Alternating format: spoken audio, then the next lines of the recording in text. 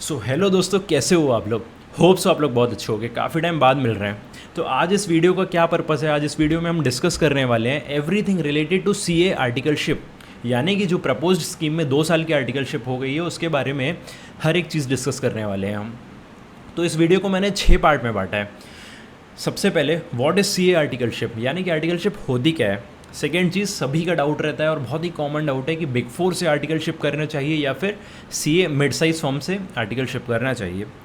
Third चीज़, sir industrial training क्या होती है, थोड़ा सा हम डिस्कस करेंगे इंडस्ट्रियल ट्रेनिंग के बारे में भी। फोर्थ चीज़, डमी आर्टिकलशिप होती क्या है और मेरे को करनी चाहिए या नहीं करनी चाहिए। फिफ्थ चीज़, स्टाइफेंड, सीए आर्टिकलशिप में हमको कितनी सैलरी मिलती है। और सिक्स्थ चीज़, अगर आपको ये पांचों पॉइंट सुनने के बाद भी क्लियर नहीं होता है तो मेरी तरफ से एक एडवाइस रहेगी ये, जो कि आप खुद फॉलो कर सकते हो, आपको भी अच्छी लगेगी। तो ये 6 चीज़ आपको मतलब रेसिडुअल वाला केस है कि आप ये चीज़ तो कर ही सकते हो, ठीक है। तो बिना किसी देरी के स्टार्ट करते हैं। सबसे पहले चीज़, व्हाट इज़ सीए आर्टिकलशिप।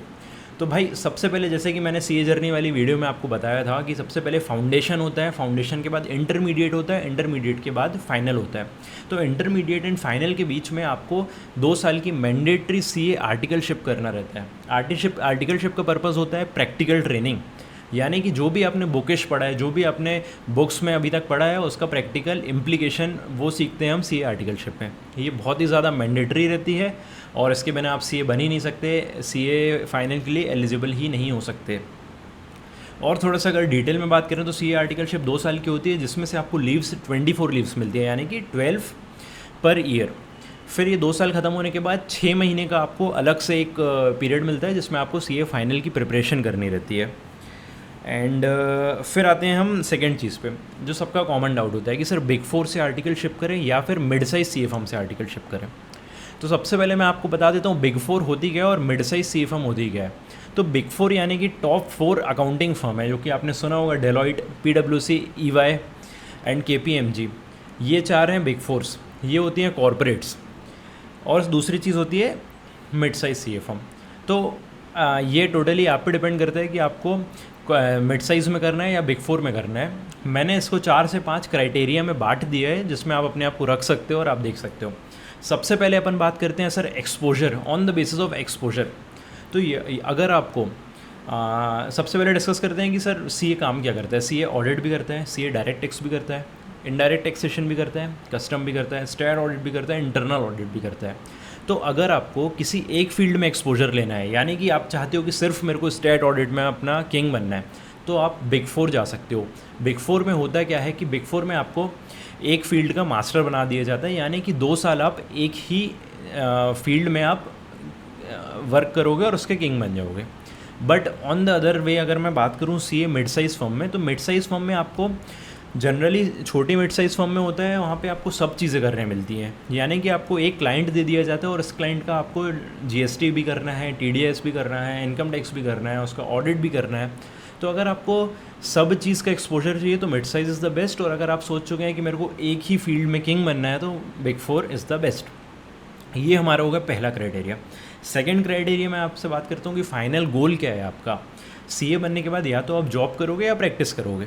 तो इन केस अगर आपको प्रैक्टिस करना है तो प्रैक्टिसिंग सीए फर्म ज़्यादा हेल्पफुल रहेगा, क्योंकि आप उसमें काम सीख जाओगे कि एक्चुअली में प्रैक्टिसिंग सीए करता क्या है।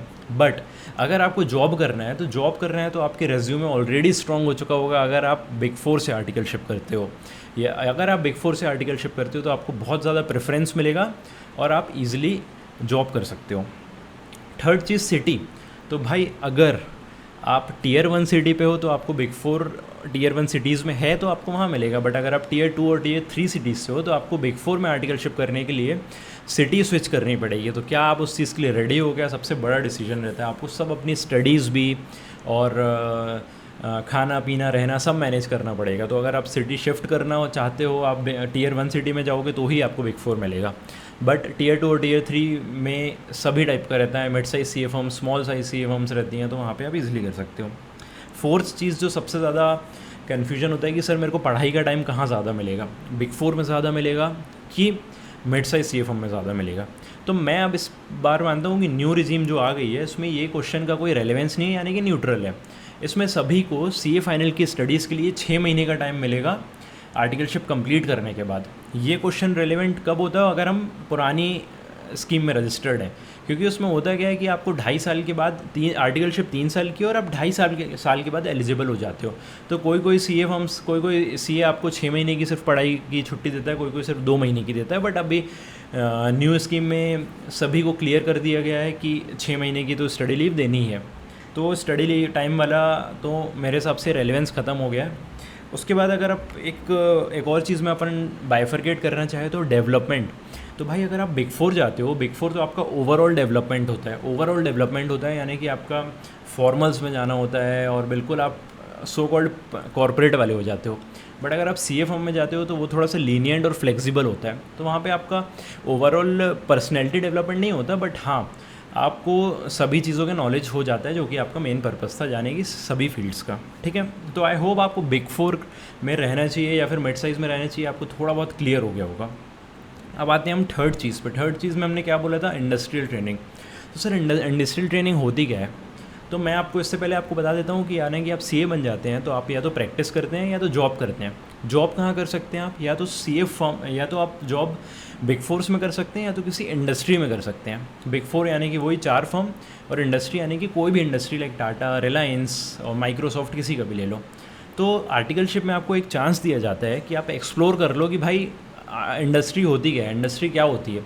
तो यानी कि इंडस्ट्रियल ट्रेनिंग सेकेंड ईयर में सिर्फ आपको करने मिलती है, आपकी चॉइस होती है आप करो या तो फिर नहीं करो। और अगर आप करते हो तो कोई भी एक इंडस्ट्री में आप अपने मन चाहिए इंडस्ट्री में जा सकते हो। लाइक आप रिलायंस चूज़ करते हो तो आप उसमें देखते हो कि रिलायंस की वर्किंग क्या होती है, उनके इंटरनल कंट्रोल्स क्या है, उनका सिस्टम्स क्या है। बट अगर आप बिग 4 में जॉब करते हो तो बिग 4 बहुत सारे क्लाइंट्स होते हैं उसके। बिग 4 के पास रिलायंस भी हो सकता है, टाटा भी हो सकता है, या तो इनके बंच ऑफ ग्रुप्स होते हैं, बंच ऑफ इंडस्ट्रीज़ होते हैं और आप उनका ऑडिट या उनका कोई भी असाइनमेंट करते हो।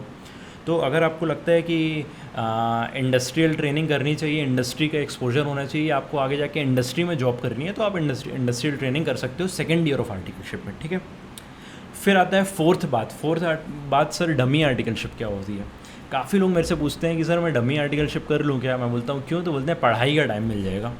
तो भाई ऐसा नहीं होता है, पढ़ाई तो आपको साथ में मैनेज करनी पड़ेगी। और dummy articleship is the worst decision, किसी को नहीं करना चाहिए यार। आप एक सिंपल सी बात समझो, आर्टिकलशिप एक ऐसा फेज़ होता है लाइफ का जो आपको बताता है कि आपको सीए बनने के बाद आपको काम क्या करना है। तो भाई आप आर्टिकलशिप के टाइम पे ही अपना इंटरेस्ट डेवलप करते हो, इंटरेस्ट को जानते हो कि नहीं यार मेरे को जीएसटी में इंटरेस्ट नहीं आ रहा, मेरे को लाइफ टाइम आगे डायरेक्ट टैक्स में प्रैक्टिस करनी है, या तो मेरे को लाइफ टाइम जॉब करनी है, इंटरनेशनल टैक्सेशन में करना है। तो ये वाला आर्टिकलशिप का टाइम आप खुद को एक्सप्लोर करने का होता है और खुद सीखने का होता है आपको। और आप इसी को स्किप कर दोगे तो आपको सीए बन भी जाओगे तो क्या होगा यार ऐसे सीए बन के, जब आपको कुछ काम ही नहीं आता हो। तो ये बिल्कुल भी सजेस्टेड नहीं है और किसी को भी डमी आर्टिकलशिप नहीं करनी चाहिए।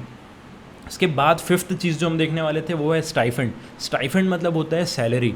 तो सीए को सैलरी कितनी मिलती है आर्टिकलशिप के टाइम पे? तो अगर आप मिड साइज सीए फर्म में हो तो 3 से 5 हज़ार की सिर्फ आपको स्टाइफंड मिलता है। बट अगर आप बिग 4 में हो तो 10 से 25 हज़ार तक का स्टाइफंड मिलता है। एंड अगर आप इंडस्ट्रियल ट्रेनिंग कर रहे हो तो उसमें 25 हज़ार से 1 लाख तक का भी स्टाइफंड मिलता है पर मंथ।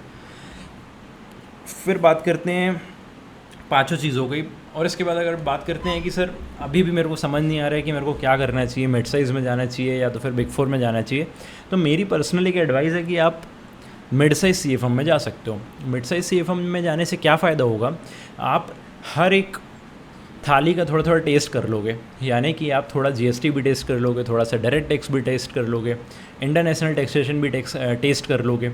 और फिर सब थाली का थोड़ा थोड़ा खा के आपको फिर समझ आ जाएगा कि मेरा इंटरेस्ट कहाँ पे आ रहा है। और जहाँ आपका इंटरेस्ट आएगा ना उस फील्ड में आप लाइफ टाइम सीए बनने के बाद प्रैक्टिस कर सकते हो। बट अगर आप शुरू से ही बिग 4 में चले जाते हो तो मान लो आपने सिर्फ डायरेक्ट टैक्स ही देखा, बिग 4 में तो डिपार्टमेंट रहता है, तो सिर्फ डायरेक्ट टैक्स ही देखा तो आपको पता ही नहीं होगा ना कि इनडायरेक्ट टैक्सेशन होता क्या है, इंटरनेशनल टैक्स होता क्या है, ऑडिट होता क्या है।